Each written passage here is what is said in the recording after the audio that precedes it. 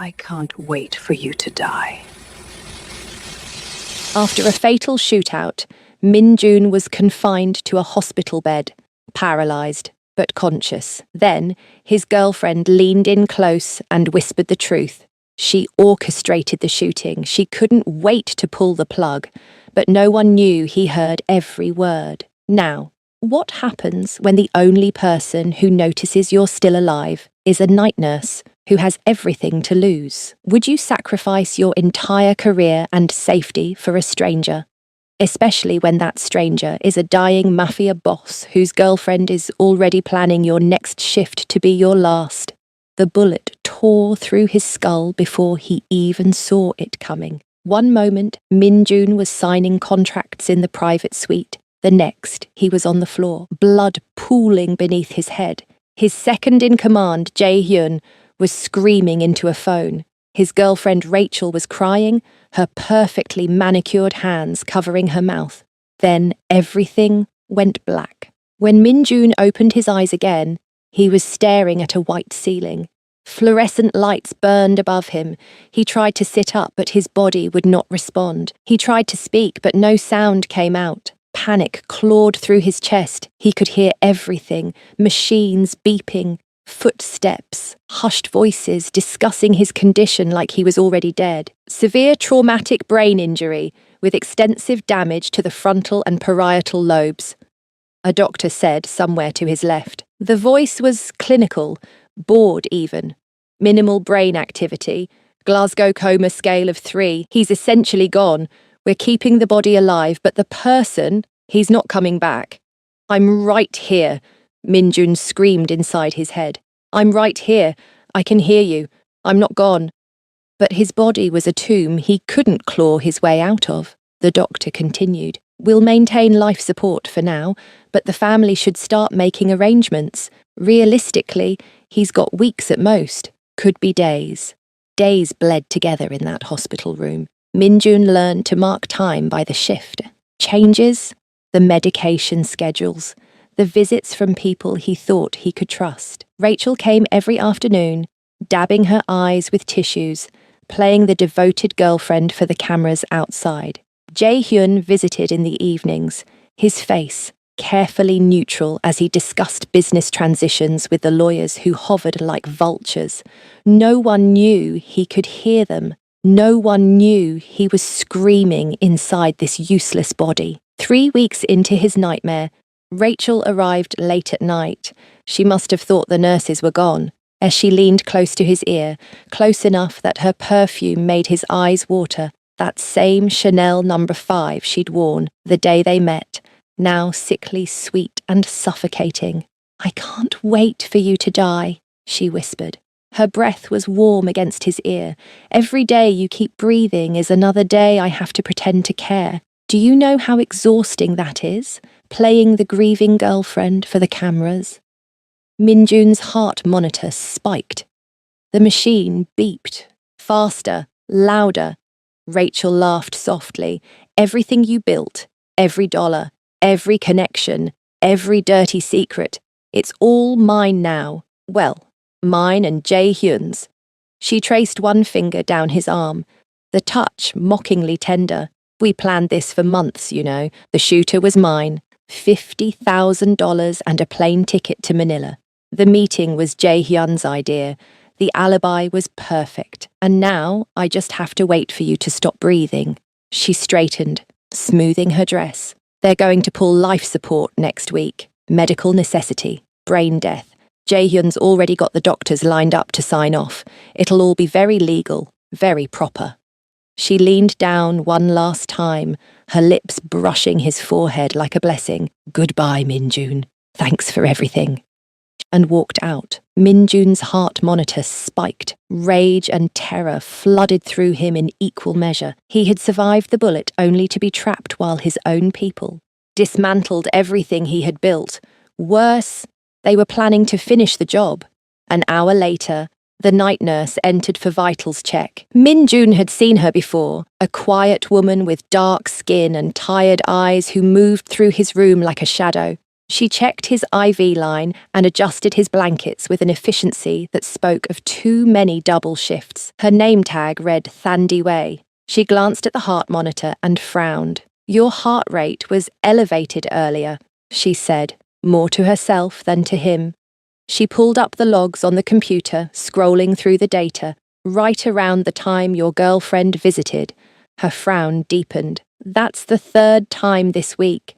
Thandiwe looked at him, really looked at him, and something shifted in her expression. She was thinking.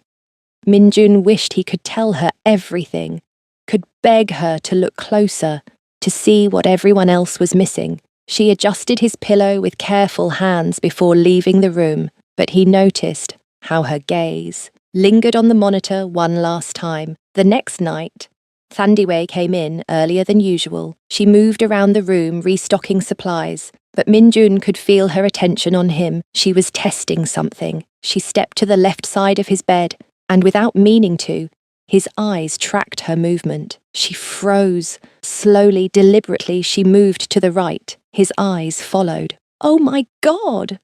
Thandiwe's voice was barely a whisper. She approached the bed, her hands shaking. You're in there. You're actually in there, aren't you? Minjun tried desperately to make his eyes move again, to confirm what she had seen. Up, he thought. Look up. Please, God, let me look up. With every ounce of will he possessed, with every shred of consciousness left to him, he dragged his gaze upward. Thandiwe gasped. If you can hear me, look up for yes. Up. Look down for no. Down. Oh God, okay. She pressed her hands to her face, breathing hard. How long have you been conscious? He looked up. Since you woke up? Up. And no one knows? Up. Thandiwe pulled up a chair, her professional composure cracking. She sat down heavily, her scrubs wrinkling as she leaned forward. I need to tell the doctors. We need to run tests and figure out what's happening and get you proper care. Minjun looked down sharply. No. What do you mean no? You need help. Down, down, down. She stared at him, her brown eyes widening with understanding. You don't want the doctors to know. It was not a question. Why? Minjun could not explain about Rachel, about Jae-hyun, about the conspiracy that was tightening around him like a noose. He looked up, then down, frustrated by the limitations of their communication. If only he could speak. If only he could warn her about the danger she was walking into just by talking to him. Thandiwe bit her lip, thinking, are you in danger? Up. From someone in the hospital. Up. Someone who visits you. Up. Understanding dawned in her eyes. Your girlfriend. Up. Jesus. Thandiwe stood, pacing the small room. Her sneakers squeaked against the linoleum floor. I should report this. I should tell someone. Down. You don't trust anyone here. Up. She stopped pacing and looked at him, not at the machines or the chart or the monitors, but at him, at the person trapped inside this broken body. But you trust me. Minjun had no choice. This woman with her careful hands and quiet presence was the only person who had bothered to truly see him. He looked up. Thandiwe nodded slowly. Okay, I'll figure this out. But I need you to work with me. Can you do that? Up. She glanced at the door, then back at him. I'm going to come back tomorrow night with something that might help. A letterboard. Do you know what that is? Up. Good. We'll try to communicate properly then. But right now, I need to finish my rounds before anyone gets suspicious. She walked to the door, then paused. I don't know why I'm doing this. You're Minjun Park. I've seen your face on the news. I know what you are. She shook her head. But nobody deserves what's happening to you. Over the next 3 nights, Thandiwe became his lifeline. She smuggled in a modified letterboard, holding it in his field of vision while he painstakingly spelled out words with his eyes. It was exhausting work that left him mentally drained, but slowly, The truth emerged. So Rachel and Jae-hyun planned the ambush together, Thandiwe said on the third night. Her voice low, she was sitting cross-legged in the chair beside his bed, her notepad balanced on her knee. And they're going to pull your life support within the week. Up, they're going to kill you legally, she continued, her voice tight with anger. They've been laying the groundwork. Forged medical opinions, falsified brain scans. I've seen the orders being processed. Min-jun spelled out 3 letters with agonizing slowness. W-H-Y. Why am I helping you? Thandiwe laughed bitterly. She set down the letter, bored, and rubbed her face with both hands. Good question. You're a criminal. I know who you are, what you've done. I've seen the news reports, the raids, the arrests, the bodies. She met his eyes, but I took an oath, even for you. Murder is murder, and I won't be part of it. She started documenting everything after that. Visitor logs, suspicious medication orders. She set her phone to record when Rachel visited, capturing whispered conversations about funeral arrangements and asset transfers. She noted which staff members avoided eye contact, which ones asked too many questions about his care schedule. Min-jun guided her with patient eye movements, spelling out names of his loyal people, locations where evidence was hidden, details about his organization that could expose the conspiracy. They worked in the quiet hours between midnight and dawn when the ICU was understaffed and no one paid attention to the night nurse tending to a dying mafia boss. Thandiwe learned things about herself during those long nights. She learned that she was braver than she thought, that her instincts were sharper than she gave herself credit for, and that somewhere along the way she had started to care about the man in the bed, the one who could only speak with his eyes. On the 5th night, a woman Thandiwe had never seen before showed up wearing scrubs and an agency nurse badge. I'm here to help with the overflow, she said, her smile too bright, her eyes too sharp. Thandiwe's instincts screamed, We didn't call for backup. Administration sent me. ICU is short-staffed tonight. I'll check with the charge nurse. Thandiwe reached for the phone, but the woman was already moving past her, heading toward Min-jun's room with purposeful strides. Thandiwe saw the syringe palmed in her hand, and her body moved before her mind caught up. She tackled the woman 3 feet from Min-jun's bed. They hit the floor hard, the syringe skittering across the tiles. Alarms blared. Security pounded down the hallway. The fake nurse fought like a trained operative, throwing elbows and trying to break free, but Thandiwe had grown up in Johannesburg townships where survival was learned young. She held on until security dragged them apart. The woman fled before anyone could stop her, disappearing down the stairwell like smoke. The syringe was recovered and tested. Potassium chloride, enough to stop a heart in seconds. Hospital administration called Thandiwe into an office the next morning. The supervisor was a thin woman with glasses and a permanent frown. We need to discuss your behavior last night. I stopped someone from killing a patient, Thandiwe said, her voice steady despite her exhaustion. You assaulted a healthcare worker based on paranoia. She had a syringe full of poison, which we're still investigating, but your recent conduct has raised concerns.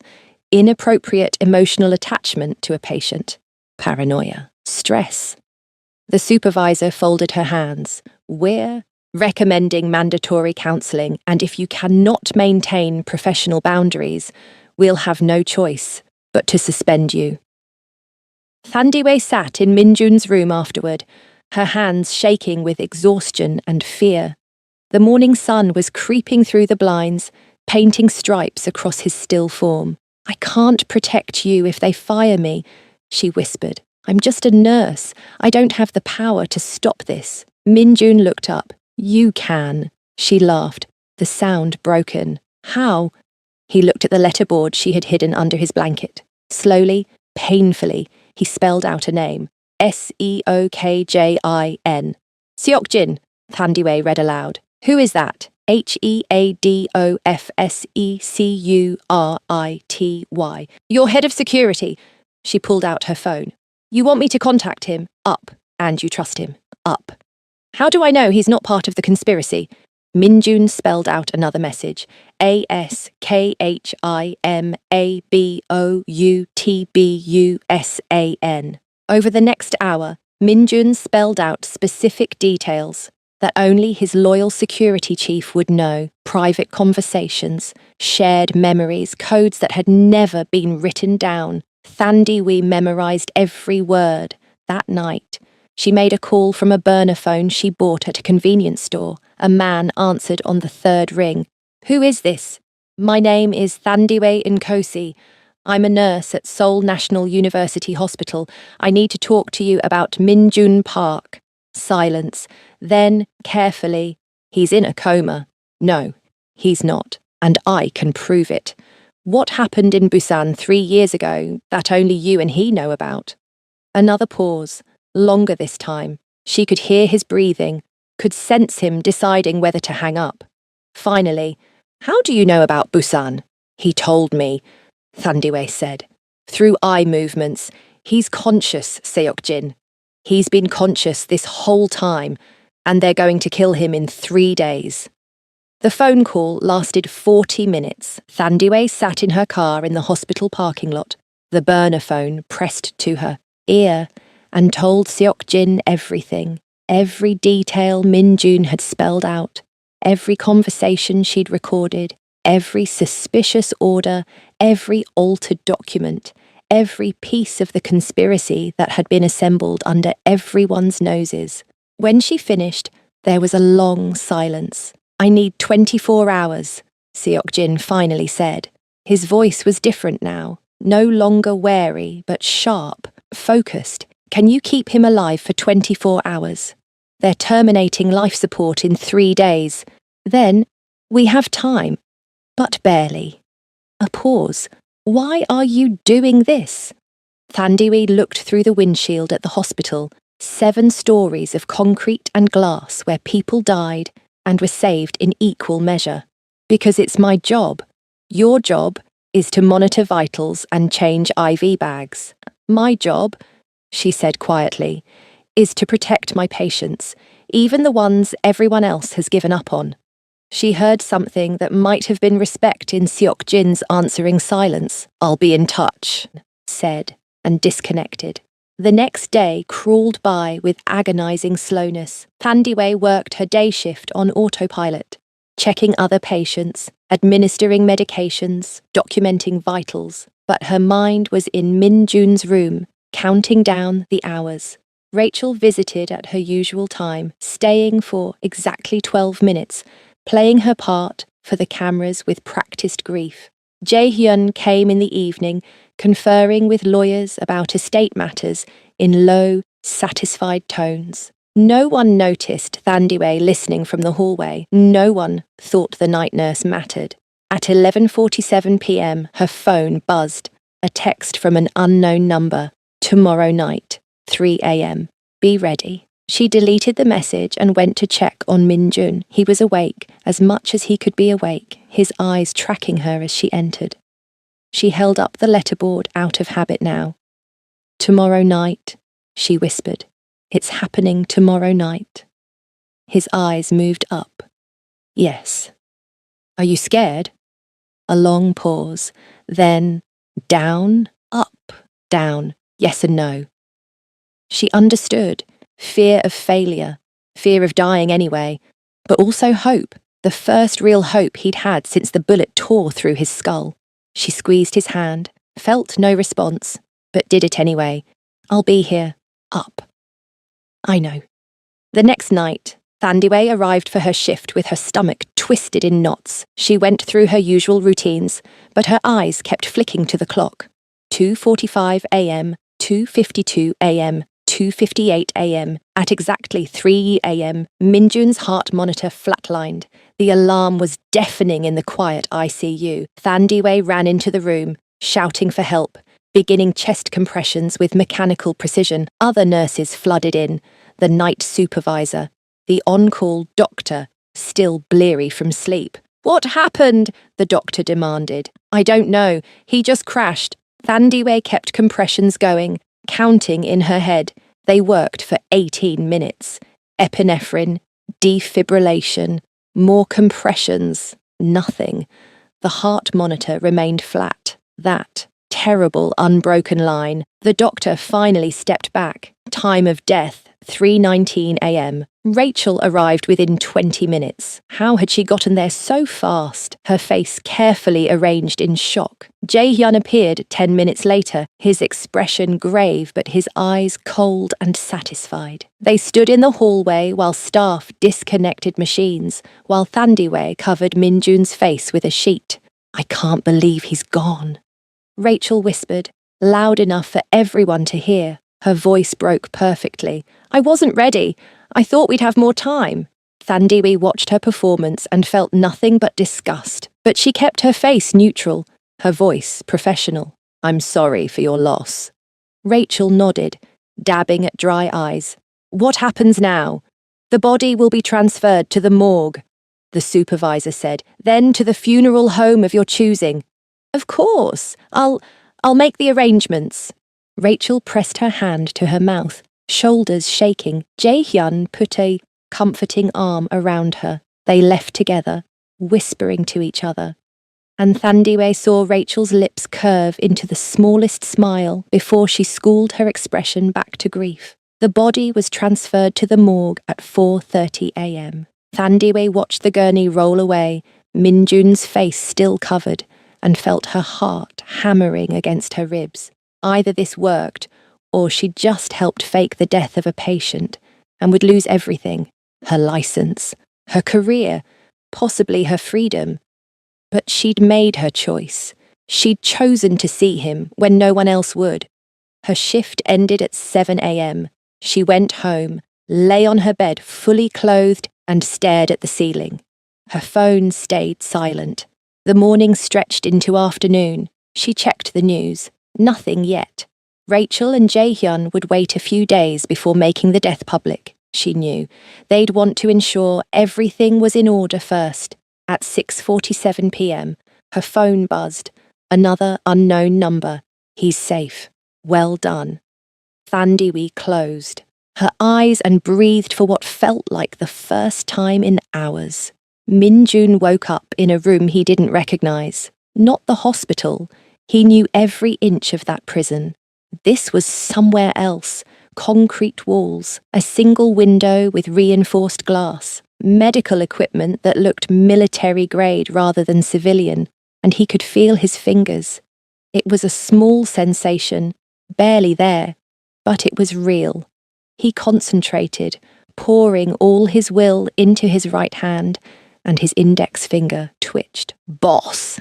Seok-jin's face appeared above him, older than Min-jun remembered, more weathered. "Welcome back." Min-jun tried to speak, but his throat was too dry, his vocal cords too damaged from weeks of intubation. A croak emerged, nothing more. "Don't push it," Seok-jin said. "The doctors say you'll recover, but it's going to take time. Months, maybe. They've set up a full rehabilitation program." Min-jun's eyes asked the question. "Where?" "Safe house in the mountains, 3 hours from Seoul. No one knows we're here except people I trust with my life." Seok-jin pulled up a chair. "The nurse, Thandiwe, she saved you. You know that, right? Without her, you'd be in a morgue for real right now." Min-jun knew. He'd known it every time she held up that letterboard, every time she came back despite the danger, every time she chose to see him when the world had already declared him dead. The rehabilitation was agony. Physical therapists worked his atrophied muscles until he wanted to scream. Speech therapists made him practice sounds like he was a child learning to talk. Occupational therapists forced him through basic tasks, holding a spoon, gripping a pen, that felt impossible. But Min-jun had survived a bullet to the head and weeks of being buried alive in his own body. He could survive this. 6 weeks in, he managed to lift his arm. 8 weeks in, he spoke his first word in months. More The therapist blinked. More exercises? Minjun nodded slowly, his neck muscles screaming. More! He was fighting his way back, and when he got there, Rachel and Jae-hyun would learn what a mistake they'd made. On a Tuesday afternoon in his 10th week of rehabilitation, Thandiwe walked into the safe house. Minjun was in the physical therapy room, struggling through resistance band exercises when he heard familiar footsteps in the hallway. He turned, still slow, still deliberate. But he could turn now, and saw her. She looked the same, tired eyes, scrubs under a winter coat, but her expression when she saw him standing was pure shock. You're walking? Barely. His voice was still rough, still weak, but it was his voice. You came. Seok-jin called me, said you wanted to see me. She set down her bag, taking in the equipment, the sparse room, the evidence of his recovery. I should have come sooner. I wanted to, but I thought maybe it was better to stay away, let you focus on getting better. Why did you help me? The question had been burning in him for months. You knew what I was. Thandiwe was quiet for a long moment. She pulled up a chair and sat, her hands folded in her lap. When I looked at you in that hospital bed, I didn't see a criminal. I saw someone trapped, someone still fighting even though no one knew it. She met his eyes. I saw someone who deserved a chance. I don't deserve anything. Maybe not. But you're a person, and people deserve not to be murdered in their sleep. Minjun sat down slowly, his legs shaking from the exertion. You should leave. Go back to your life. This is almost over. What's almost over? My recovery. He smiled, and it felt strange on his face. He hadn't smiled in so long. And their reckoning. Rachel stood in Minjun's private estate, her private estate now, and surveyed the assembled crowd with satisfaction. Lawyers, accountants, key business associates, all here to finalise the transfer of assets, to officially divide up the empire Minjun had built. It had taken 3 months of careful manoeuvring, but she'd done it. Every account, every property, every connection, all hers. Well, hers and Jae-hyun's. They'd split it 60-40, her favour. She'd planned the hit, after all. She deserved the larger share. Shall we begin? One of the lawyers asked, opening his briefcase. The door to the study opened. Minjun walked in. The room went silent. Someone dropped a pen. Rachel felt the blood drain from her face, felt her carefully constructed world tilt sideways and shatter. Did you miss me? Minjun asked. His voice was still rough, but his eyes were sharp, focused, and absolutely furious. Jae-hyun lunged for the gun at his waistband, but Seok-jin was faster, his own weapon already drawn and pointed. Don't! Rachel's mind raced, calculating. She forced a trembling smile, took a step toward Minjun. Oh my God, you're alive. We thought you were dead. This is a miracle. Stop.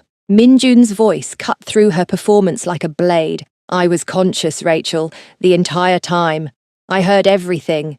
Her smile faltered. The hospital room at 2:47 a.m. You couldn't wait for me to die. Everything I built was yours. You and Jae-hyun planned it for months. He pulled out a phone, pressed play. Rachel's voice filled the room. I can't wait for you to die. Everything you built, it's mine now. Her face went white. I have everything, Minjun continued. Every conversation, every forged document, every payment you made. The shooter in Manila, found him, by the way, very cooperative once we explained the situation. He looked at Jae-hyun. Your offshore accounts, your communications with the Yakuza, promising them my territories once I was gone. All of it. Jae-hyun's expression was murderous. You should have stayed dead. Probably. Minjun moved farther into the room, still slow, but steady. But I had help. Someone who saw me when I was invisible. Someone who gave a damn when no one else did. He nodded to Seok-jin. Security moved to block the exits. Rachel tried to run anyway. a desperate sprint for the door, but strong hands caught her arms. "What are you going to do?" she spat. The facade was completely gone now, replaced by raw hatred.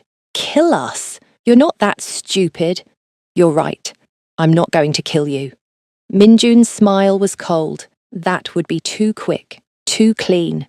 No, I'm going to give you to the people you betrayed when you promised them my territories. The Yakuza, the Triads, every organization you sold out in your rush to divide up my empire."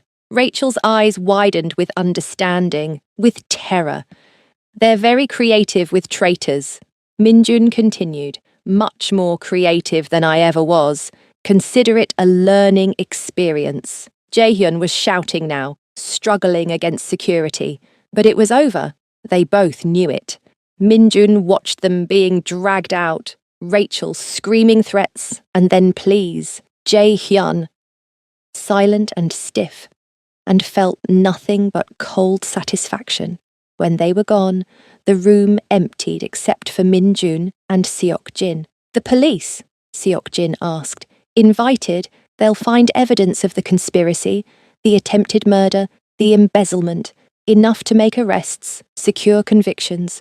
Nothing that traces back to our other operations." Minjun sat down, heavily, in his desk chair. His legs were shaking again. "Clean.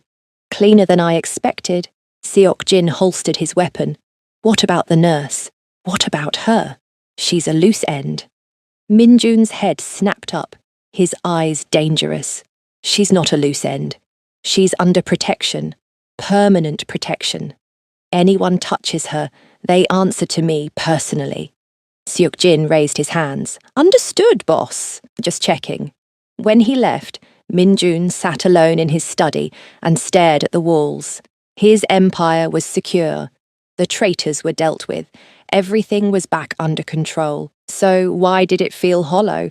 Thandiwe was, restocking supply cabinets when she saw him. She'd returned to work at the hospital 2 weeks after the confrontation at the estate. Seok-jin had called to tell her it was safe, that the threats were neutralized, that she could resume her normal life. But nothing felt normal anymore. Every time she checked vitals on a comatose patient, she wondered if they could hear her. Every time she passed Minjun's old room, she remembered those long nights spelling out messages, one letter at a time. Minjun stood in the ICU hallway, wearing an expensive suit that couldn't quite hide how much weight he'd lost. He was walking without assistance now, his movements almost natural, but she could see the strain around his eyes, the way he held himself like every step still hurt. "You recovered," she said. "You saved me. I'm just a nurse." He moved closer, close enough that she could smell his cologne, something expensive and understated. "You're the only person who saw me when I was invisible." Thandiwe felt her throat tighten. "I should get back to work. I wanted to thank you. Properly. Anything you want. Money, a new position, relocation, anything. Just name it." She looked at him, really looked at him, and saw the man who'd spelled out his life story with eye movements, the man who'd trusted her when he had no other choice, the man who was trying to pay off a debt that couldn't be paid. "I didn't do it for a reward," she said quietly. His expression flickered. Surprise, confusion. Then why? Because it was right. He stared at her like she'd spoken a foreign language, like the concept of doing something without expecting compensation was incomprehensible. Maybe it was, in his world. "I should go," Thandiwe said.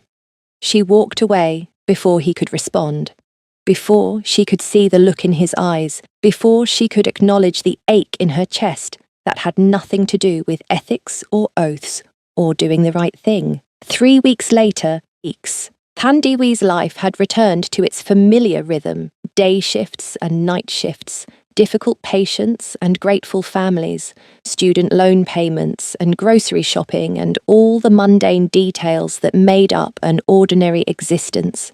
She told herself she'd done the right thing. She told herself that walking away was smart, safe, the only reasonable choice. Min Jun belonged to a world she wanted no part of, violence and crime and moral compromises she couldn't make. She told herself these things every night when she lay awake, remembering his eyes looking at her from that hospital bed, every time she wondered if he thought about her too. Then someone tried to kill her. It happened fast. A car jumping the curb as she walked home from a late shift, aiming straight for her. She dove behind a parked vehicle, felt the rush of air as the car missed her by inches. It sped away, no license plate visible, leaving her gasping on the cold pavement. Thandiwe went to her apartment, locked the door, and tried to process what had happened. A random attack, or something more targeted. At 11 p.m, someone knocked on her door. She looked through the peephole and saw Min Jun standing in her hallway, flanked by two large men in dark suits. She opened the door. "What are you doing here? There's a contract on you." His voice was tight, controlled. "Allies of Rachel and Jae-hyun, retaliation for helping me." The words hit her like a physical blow. "I thought you said it was safe." "I thought it was. I was wrong." He stepped closer, his expression fierce. "Pack a bag. You're coming with me." "I'm not going anywhere." Thandiwe. The way he said her name, like a prayer, like a curse, made her stop. "You're in danger because of me. Let me protect you, please." She looked at his face, saw the guilt and fear warring there, and realized he blamed himself for her risk, for her danger, for the fact that saving him had put a target on her back. "How long?" she asked. "Until I eliminate the threat. Could be days. Could be weeks." Thandiwe thought about her apartment, her job, her carefully constructed safe life. Then she thought about the car that had tried to run her down, about the people who wanted her dead for the crime of showing compassion. "Give me 10 minutes to pack," she said. The safe house was different from the rehabilitation facility, more comfortable, more lived in. A cabin in the mountains with a view of snow-covered peaks, security cameras hidden in the trees, armed guards stationed at every approach. They sat in the living room that first night, an awkward silence stretching between them. The fire crackled. Outside, wind howled through the pines. "Why did you really help me?" Min Jun finally asked. Thandiwe had known this question would come eventually. She'd been preparing the answer in her head for weeks. Something professional and distant about medical ethics and human rights. But sitting here in the firelight, watching him, watch her with those dark eyes that had once spelled out desperate messages, one letter at a time, she couldn't lie. "Because when I looked at you, I didn't see a monster. I saw someone trapped. Someone still fighting even though the world had given up on them." She paused. "I saw someone who deserved to be seen. And now?" His voice was barely a whisper. "Now I see someone trying." She met his gaze. Someone who could be more than what they were. Min Jun moved before she could think, crossing the space between them, his hand cupping her face with surprising gentleness. "I don't know how to be what you need. I'm not asking you to be anything except honest." He kissed her, desperate and grateful and terrified all at once. Thandiwe kissed him back and felt something break open in her chest, something she'd been keeping locked away since the night she first saw his eyes track her across that hospital room. When they broke apart, Min Jun rested his forehead against hers. "I'll never be a good man. I know. My world is violent, dangerous, morally complicated on the best days. I know that too. But I can be better. For you, I can try to be better." Thandiwe pulled back to look at him properly. "I need you to promise me something. No innocent casualties, no collateral damage. The people who come after me, fine. Protect me, but not at the cost of people who don't deserve it." He was quiet for a long moment. In his world, promises like that were weaknesses, limitations that could get you killed. "Okay," he finally said. "For you, I promise." 6 months later, Thandiwe woke up in unfamiliar sheets. It took her a moment to remember where she was. Min Jun's penthouse, 40 stories above Seoul, with floor-to-ceiling windows that looked out over the glittering city. She'd refused to give up her job at the hospital, refused to move in permanently, refused to become another possession in his carefully controlled world. But she came here, sometimes, when her shift ended, when she needed to see him, when the space between them felt too large. Min-jun was sitting in the chair by the window, watching her sleep. "You're staring," she mumbled, still half asleep. "You see me." His voice was soft, wondering. "After everything you've learned about me, everything you've seen, you still see me. I can't believe that sometimes." Thandiwe sat up, pulling the sheet around herself. "I see you. All of you. The good parts and the terrible parts and everything in between. And you stayed, and I stayed." She smiled. "Despite my better judgment, despite the fact that you're still technically a criminal and I'm still technically a healthcare professional, and this relationship violates about 17 different ethical guidelines." He crossed to the bed, sat beside her, took her hand. His grip was strong now, steady.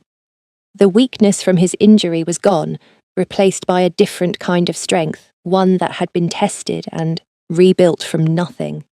"I restructured operations," he said. "Fewer protection rackets, more legitimate business fronts, no more drug shipments through civilian ports. It's not perfect. I'm not clean, but it's better." "I know." She'd seen the changes, had watched him struggle with compromises that probably seemed insane to his organization. "Why?" "Because you asked me to. Because when you look at me, I want to be worth seeing." Thandiwe kissed him, slow and deliberate. "You were always worth seeing, even when you were trapped and helpless and terrified. That's what you need to understand. I didn't stay for who you might become. I stayed for who you already were. A monster in a cage. A person who survived, who fought back, who trusted me when trust could have gotten you killed." She squeezed his hand. "That's who I saw. That's who I still see." Min-jun pulled her close, buried his face in her hair, and held on like she was the only real thing in his world. Maybe she was. Maybe that was enough. Outside, Seoul woke up to another day. Millions of people living ordinary lives, never knowing that somewhere in a penthouse above them, a criminal and a nurse had found something impossible. They'd found each other when he was invisible, when no one else was looking, when the world had already written him off. And somehow, against all logic and reason and common sense, they'd chosen to stay. And that's it, lovelies. Sometimes the strongest love is found when someone truly sees you, when you're at your weakest, when the world has already written you off. If this story moved you, please like the video, subscribe to the channel, and share it with someone who loves intense emotional storytelling like this. Remember, stay soft in a hard world, stay curious, and stay loving. I'll see you in the next story.